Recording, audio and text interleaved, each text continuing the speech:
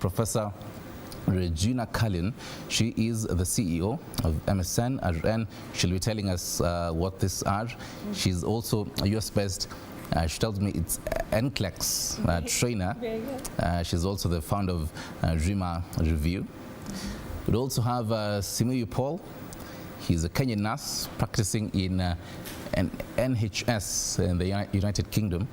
I'm curious if amepata your accent. Yeah, if he's got that accent of the UK people. He's also the managing director of Kenyan Nurse Consultancy.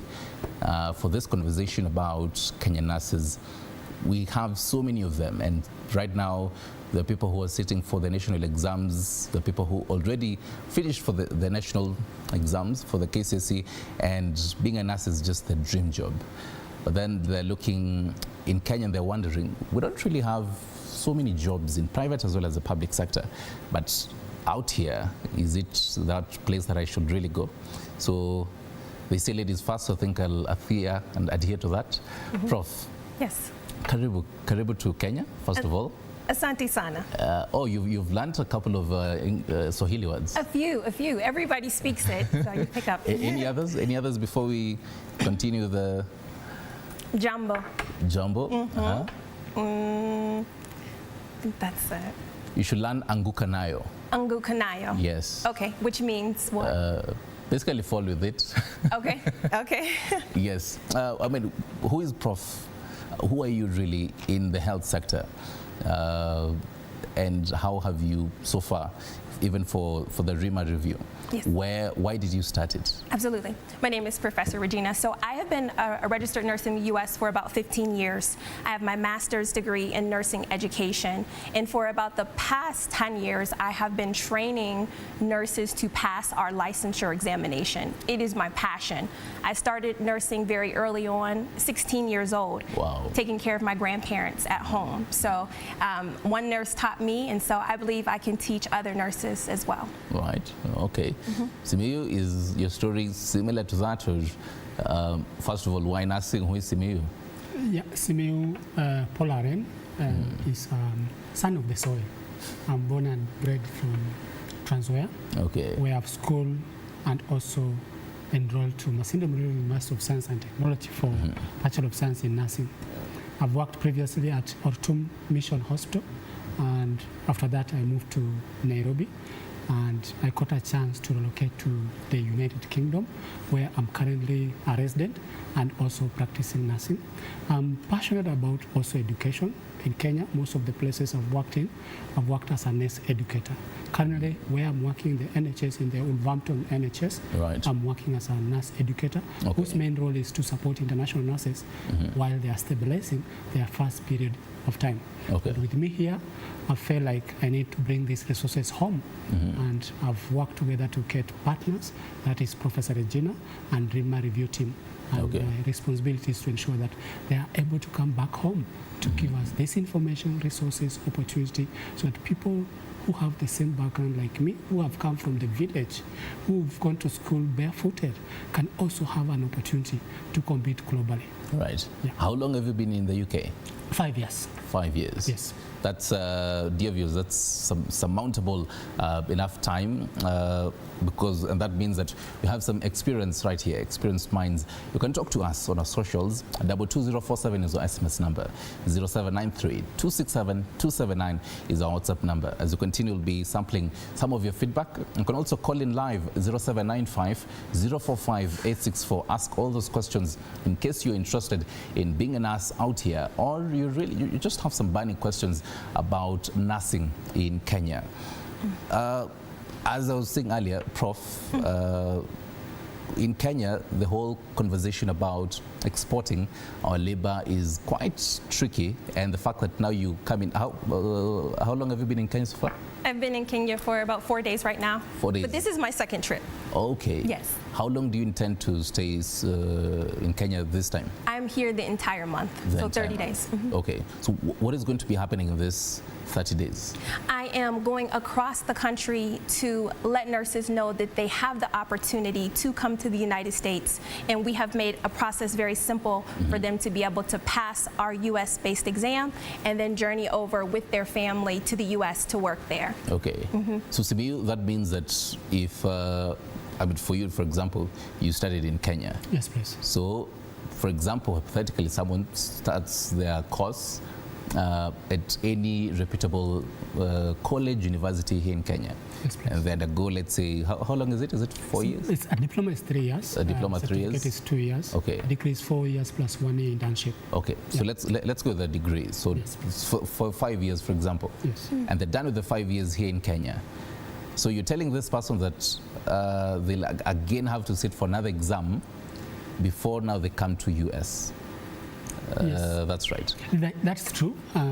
It's based on the fact that nursing as a profession is a quite regulated profession. Okay. Each and every country has the regulations that control the practice. All right. So, for example, for you to practice in Kenya, Okay. you can't just come from US and practice in Kenya.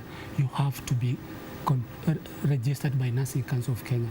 So Right. for those brothers and sisters who are maybe training the 4-year program plus 1 year internship, after their training, they have become graduate nurses, but they are not registered nurses. So Okay. they have to sit for the national exam that's offered by Nursing Council of Kenya, get a license, and then they are able to practice. If they want to go to US, they now sit for the nursing exam for those nurses who practice in US, that is NCLEX, and that is where Professor Regina comes in to prepare them so that they are able to pass with ease. Remember, Okay. that's an international exam. Yeah. All right. Prof, I'm holding these books here, and one of them has a photo of you.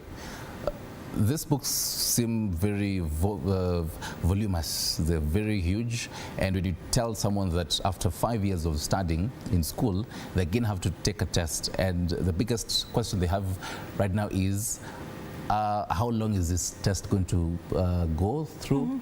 What requirements do I need? Walk us through all that. Absolutely. Well, actually, I want to point out that these books, when a nurse sees their usual books, they're about 3 times bigger than my books Okay, here. okay. These books are very small, but the idea is to make the information as simple as possible. Right. So what I'm bringing is not only the books, but the technology that we use in the United States. Okay. I want to empower the Kenyan nurses to have that so that when they take the exam, they've already seen the technology that we use. Right. And we have found that the nurses in Kenya have amazing success. Actually, they pass the NCLEX higher than several other countries. For example, yes, the Philippines, Kenyan nurses do better than the Philippines, Mexico, Japan, Jamaica, Puerto Rico. The Kenyan nurses they're very much welcomed and prepared to come to the U.S. already. Right. I mean, Kenyans are smart. They are. Without really bragging.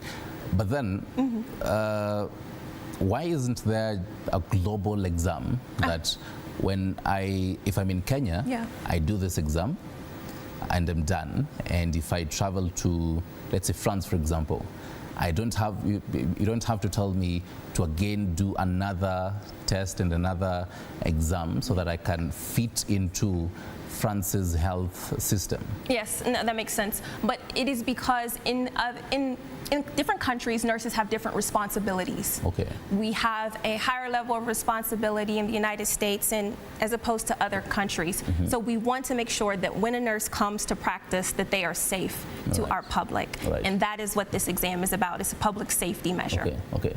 So paint us a picture of the kind of roles that a nurse in the United States Yes. Does when they go through this process, so that we also juxtaposition to, and Simi will help us with that, juxtaposition to the kind of roles that Kenyan nurses, because they have a very kind of negative, a negative kind of a rapport, and they have been labeled in a very negative kind of way, Kenyan nurses. But what kind of responsibilities do nurses in the United States have? Yeah, well, I don't see that in the United States. When Kenyan nurses come to the U.S., they are in leadership roles. They are charge nurses over a unit. They are the ones that are directing which care facility or which unit our patients go into. Okay. And so because of the advanced responsibilities of nurses in the United States, this NCLEX is a must. And so that's why we're here to help nurses pass this test, and then they can go on to, even myself being trained by some Kenyan nurses when I came out of the nursing school. So. All right. Yeah. Simiyu, you've definitely worked with Kenyan nurses. You are one of them. I'm one of them. Yes. Yes. And you definitely understand what I'm saying. When you walk to, let's say, a public hospital, there's a certain name that Kenyan nurses have been branded over time.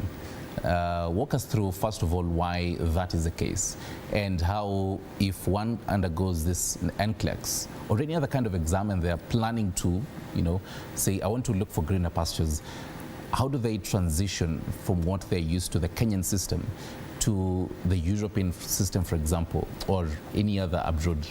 Yeah, historically, nurses have not taken active role to educate the public about their role, and that is why maybe at some point there was some negative opinion towards public nurses who are working in public hospitals. But with the time, I think institutions have taken up that responsibility of educating the public what is the nurses' role, because with the opinion is shaped by the dissatisfaction that comes with actually intended expectations. But when the public is educated, they are able to understand our responsibility. So what are your responsibilities? Our responsibility is to ensure that we do care of patients who've come to the hospital and ensure that they are able to be safely taken care by each and every healthcare provider in this hospital. Right. And as the youthful population, the current generation, we really have changed the narrative, and we're not just changing home, we're changing home and away. Currently, I'm in the UK, and every nurse working in the UK, they are so loved. They are actually preferred. I'll use that word. Right. When you speak about US, the US healthcare system also prefers the Kenyan nurses. I think it's because of our culture. We are somehow humble. We are somehow quite hospitable. We quite professional. Yes. And it means we're changing not just the opinion back home, but we are changing at the global stage. And that is why you see Germany is looking for Kenyan nurses. Yeah. Austria is looking for Kenyan nurses. And I love the fact that you say the whole change of how things are done, and mostly even for the young people. And right now you're seeing a number of even male nurses, and the fact that we're also talking to one right now. Yeah.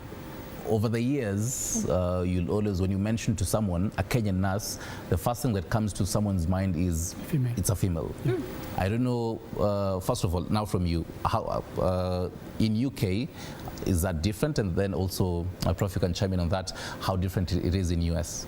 Yeah, at first, the reason why I joined nursing as a profession is after my mom had died. Okay. And I really wanted to understand what had happened. Okay. And that is when I decided, I want actually to do this thing. All right. In my class, we were 50-50% of male nurses, female nurses. Okay. Always myths were there, but we demystify everything. All right. In Kenya, I think the population is in the 50-50%. When I moved to UK has no major male nurses. I think they are 40-60%. Right. And maybe US, Prophet Regina can tell us what is the percent. So we're doing better than UK? We're doing better in terms of gender. Yeah, totally well. In classes, I've taught nurses in class, and even some classes you have male having 60%, female having 50%. And I think the incoming of more male in the profession has also had a positive impact because we've now able to change the narrative. We've been able to take active role to provide that care to the public and make sure that the public feels safe. Yes. But Prof, even as you also come in on this, the public, and particularly here in Kenya, there will always be that notion that if it is a nurse, and if it's a female nurse, for example, taking care of me, how she'll take care of me would be different from how this male nurse will take care of me. Are these conversations also similar in the US? Well, no. I think that Paul is right. Kenya does have the advantage of the equal genders. It's about 80-20 in the US, with female being the primary. But we value male nurses because they bring a different aspect of care to the nursing field. Right. So a lot of job opportunities actually will prefer the male nurse. Right. Now for the language, because now you have a Kenyan nurse here. Hypothetical again, this Kenyan nurse, let's use a male name, for example. His name is Michael. And Michael has undergone the degree, the 4 years plus 1 year, 5 years. His proficiency in English, so he knows English, Swahili, and probably his mother tongue. He's writing might be quite good, but then speaking, the spoken English, might not be as good as possible. Yes. Will Michael have to again sit for numerous tests for English so that he can go and be a nurse in the US? Yeah, that's a good question. Most of these developed countries have well-established system on relocation. And as we said, for nurses, you have to be licensed in that particular country. Yeah. However, that is the licensure body. However, when you want to apply for a visa, part of the requirement for the visa processing, you need to have English proficiency certificate that is actually valid for 2 years. And that's when the famous exam, IELTS, OET, TOEFL comes in. Myself, I've gone through the process. I remember I just graduated. I felt like, I don't need to even prepare for this English exam. It's so basic. Actually, to my surprise, I failed 5 times. 5 times? 5 times. Ya kwanza ukaanguka nayo. Nikaanguka nayo. Until the 5th one. Even the 5th one I did not pass. Why is it so hard though? I think it's the technique of responding to questions. You know, it's supposed to be in a natural state, but for us, when, especially someone like me who has struggled with English from my childhood, I remember in my high school, I got Composition 01, and now you are exposing me to an international English exam. So what happened? I have to translate from my Bukusu language to Swahili, then to English. So in that translations, something gets lost. Something is lost in between. Something is lost somewhere. Prof, as someone who's on the other side, tell us, why is it so hard? And again, because this is a conversation I've had with a number of people, I fail to understand if someone is coming to Kenya, yes, they're from a different country. As Kenya, do we have to tell them you need to take a Swahili proficiency test or our own Kenyanese kind of English?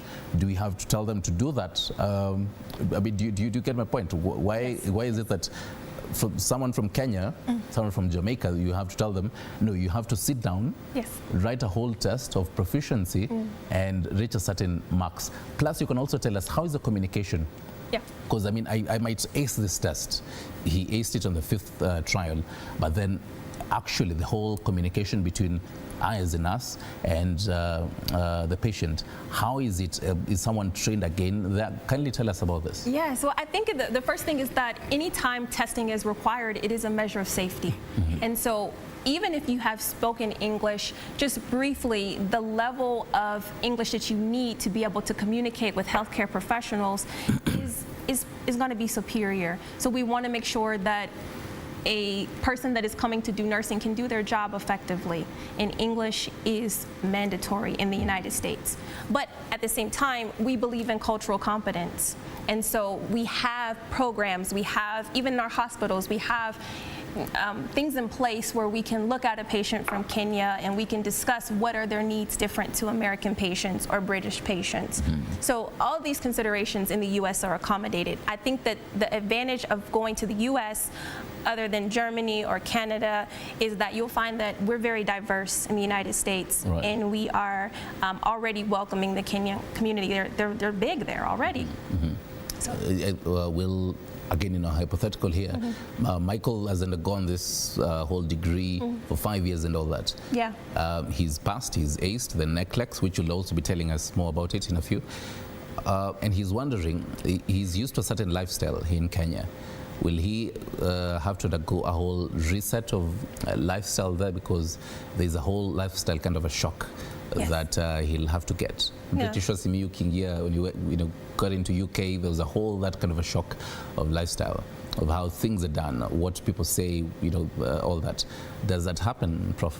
Yes, and I think that's normal. Even for myself, coming from the United States here to Kenya, I've had to adjust. But overall, the adjustment is worth it.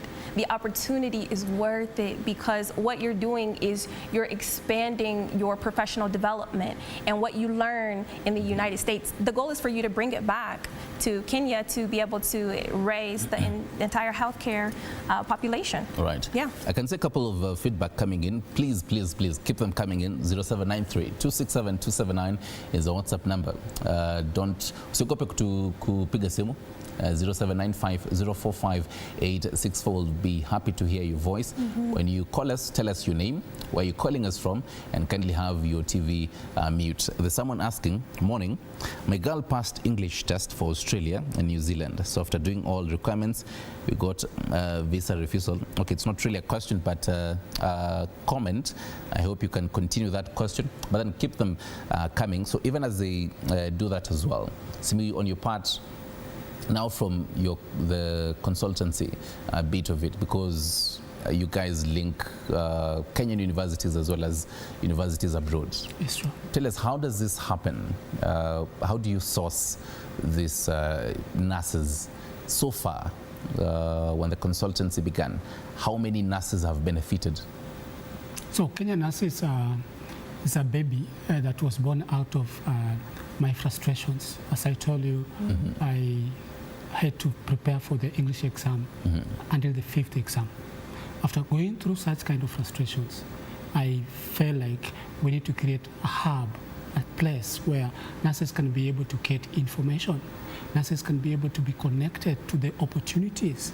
Nurses can be able to sample opportunities so that they make their preferred decisions. All right. So we registered the company legally in 2021, and from 2021 we focused on the relocation of nurses to the UK, which we actually managed to support close to 70,000 nurses. Like 70,000? 70,000.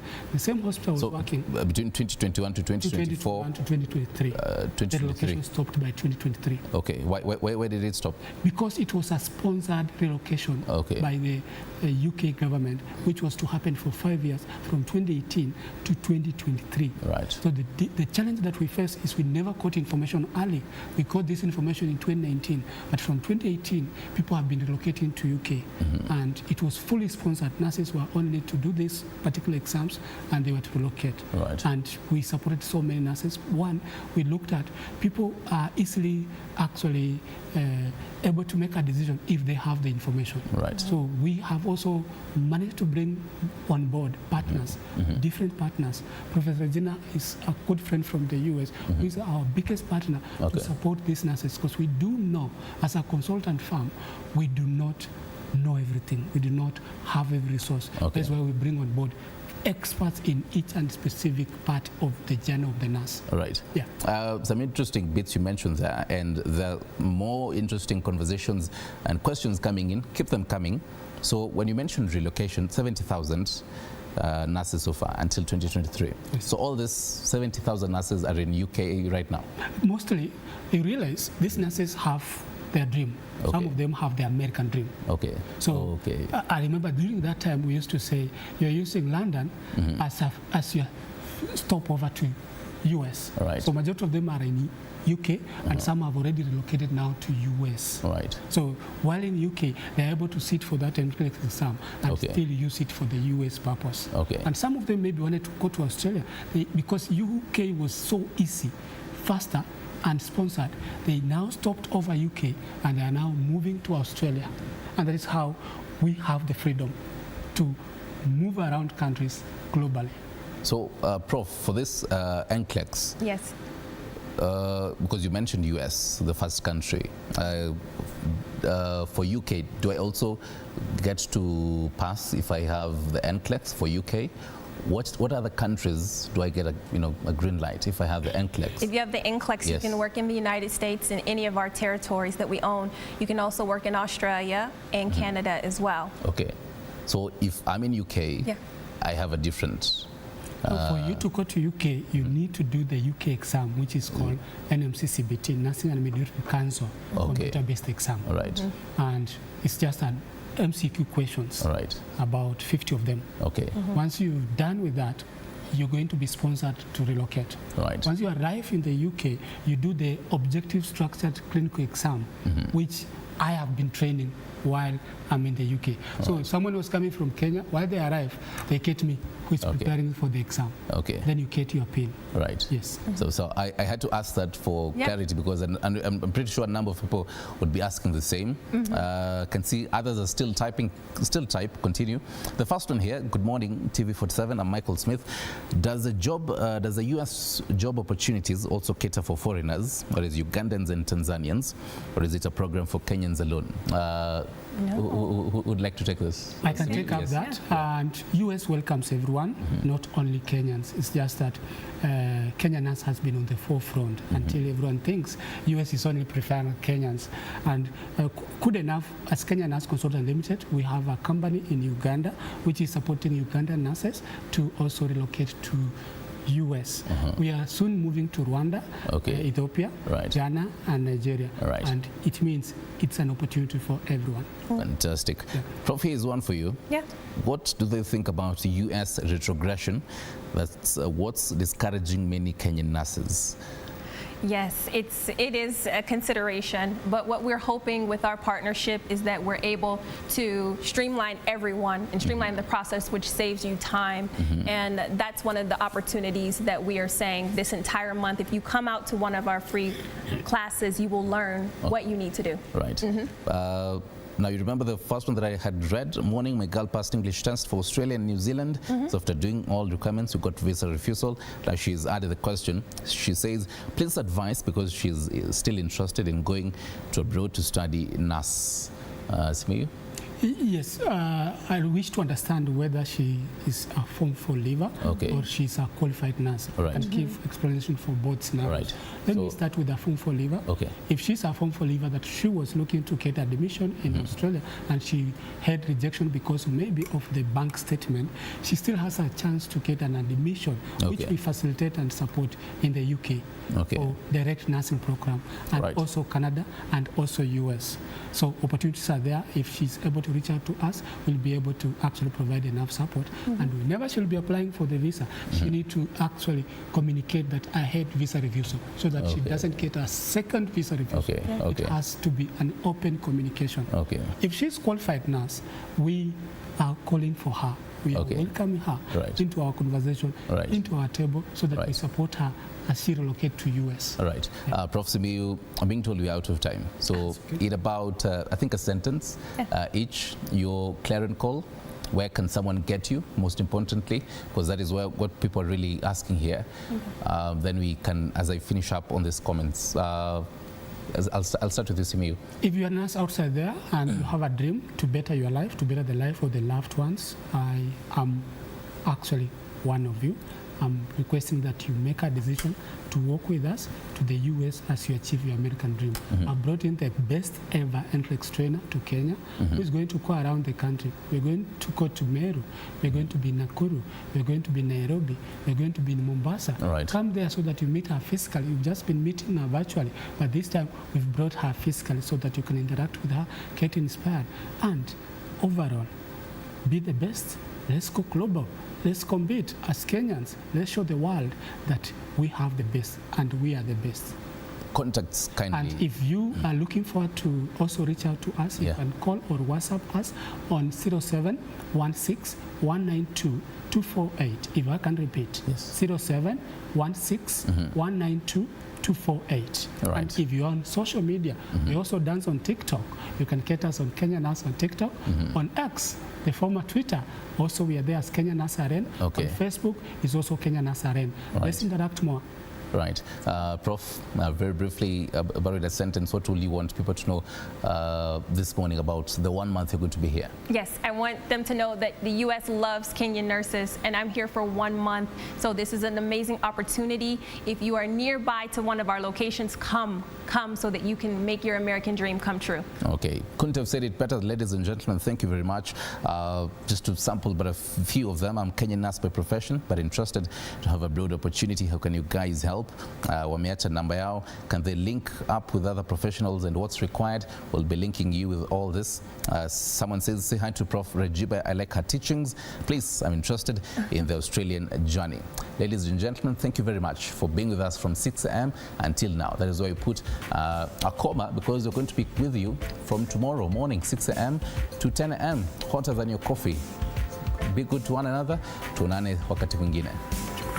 Bye.